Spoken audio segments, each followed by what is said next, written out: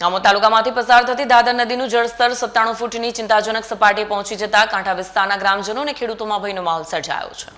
લોકપ્રતિનિધિઓ પરિસ્થિતિની ગંભીરતાને ધ્યાનમાં રાખીને તાલુકા પંચાયત સભ્ય ભૂપેન્દ્ર ગોહિલ અને જિલ્લા પંચાયત સભ્યના પતિ ધર્મેન્દ્રશ્રી રાજે સવારથી જ મોરચો સંભાળી લીધો। માત્ર સરકારી કચેરીઓમાં બેસીને માહિતી મેળવવાને બદલે બંને જનપ્રતિનિધિઓએ સીધા ગ્રાઉન્ડ ઝીરો પર પહોંચીને પરિસ્થિતિની સમીક્ષા કરી।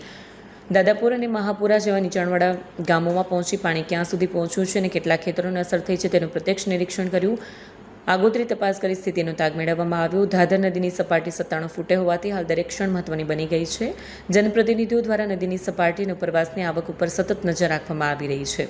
નદી કાંઠે રહેતા ગ્રામજનો અને ખેડૂતોને સંપૂર્ણ સાવચેતી રાખવા અને કોઈપણ અચાનક ફેરફાર કે વધારો જણાય તો તાત્કાલિક સ્થાનિક તંત્ર અથવા પ્રતિનિધિઓને જાણ કરવા અપીલ કરવામાં આવી છે।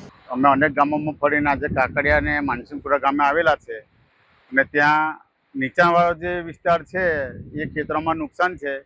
બાકી જે બીજા પાણી નહીં પડ્યા ત્યાં કંઈ નુકસાન નહીં, પણ ખાસ કરીને જે મંગળા સાઈડનો નીચો ભાગ છે તે ખાસું એવું નુકસાન દેખાય છે।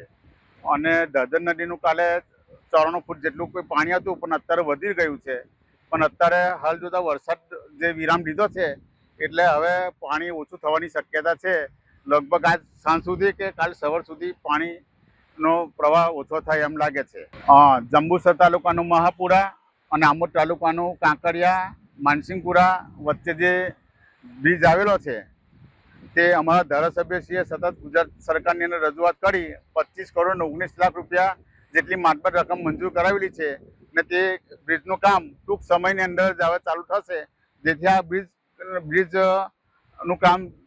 કામ પૂર્ણ થવાથી બેવ તાલુકાના જે છે એ લોકોને ખેડૂતોને અને એ બેવ તાલુકાને લાભદાયક થાય તેમ છે।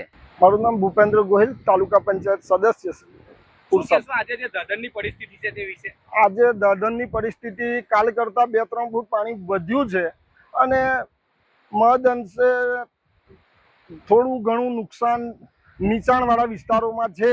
બાકી તો ઓવરઓલ પરિસ્થિતિ સારી છે।